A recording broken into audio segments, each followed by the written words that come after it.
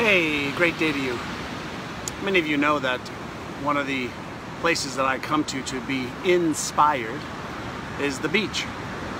And for whatever reason, this is one of the places I feel my best, and so I like to come here as often as possible. And in these moments of inspiration, when I have ideas for what I want to write about, what I want to reflect upon, what I want to meditate upon, what I want to teach, I just get these bursts of ideas. And today, the burst actually came on the way to the beach. And I was wondering, how I've become who I've become. And I'm not talking about, coming from the ocean, etc. I'm talking about character. I'm talking about my life. And I thought I'd share the thoughts with you because I think it's pretty relevant. And many of you know that when I moved from Israel to Montreal when I was 5 years old, I didn't speak the English or French language, and I was put into first grade, and it took me about 2 years to learn English and French, and by that time I was already starting to feel like I wasn't smart enough, and I actually thought I was dumb because I sat there for months on end looking at the ceilings and looking at papers. I had no idea what was on the paper, and because there were 50 plus kids in every class, teachers couldn't invest time in me or anybody else for that matter. And so I faced feeling like I wasn't smart enough for probably about 21 years of my life, or maybe 15 years of my life.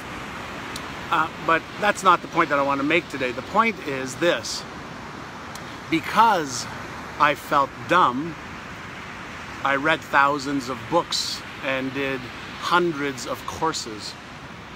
And because I didn't feel like I was smart enough, I took the thing that could have, I guess, made my life a mess and turned it into my fuel for success. And because I lived with parents that didn't have a great marriage, I ended up divorcing twice, but because of all of those things, I studied and researched and dove deep into who do I need to be to have a great relationship? What communication skills must I have? Who can I model that had a great relationship? And today, many of you know, I've been married for 12 years with my beautiful partner and wife, Maria, for 18 years. And so because of the environment, because I had 2 divorces, I dove deep into how I could.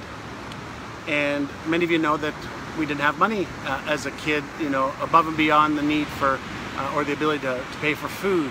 And because of feeling insecure and unsafe and having my parents fight about money always, because of that, I promised myself that I would never, ever, ever be in that position, and I would never put my children in that position. So because of that, I learned how to always earn more than enough and take care of others instead of just myself, so they would never feel that way. And it's partially why I do what I do today with you and with people in my communities, in my environment, and through my books, is because of my insecurities, because of my environment, because of all of those things. I chose to rise above my story. I chose to rise above my excuses. I chose to rise above my circumstances because I used to drink too much alcohol to suppress and hide feelings. I chose and learned how to not drink, and I've been alcohol-free for 8 years because I ate way too much sugar. When I stopped drinking alcohol, I learned how to quench or quelch, whatever we want to say. I learned how to let go of my sugar addiction. And I can go on and on and on and on. Because I'm lazy, I force myself to override that lazy side. Because I'm not disciplined or wasn't disciplined, I have learned how to become disciplined, one little thought and emotion and action at a time. So because of all of those circumstances that I'm sure you can relate with some or many of them, you have to rise. You have to use that as your fuel, not your story or excuse. You see, you can go either way. You can be a victim of the because. My mother, my father, my sister, my brother, my boss, my circumstance, my school, my lack of this or lack of that. You can do that. It's just not going to give you the life you want. And so why not use your because of and make it your reason for? There's your thought for the day. I hope it helps you.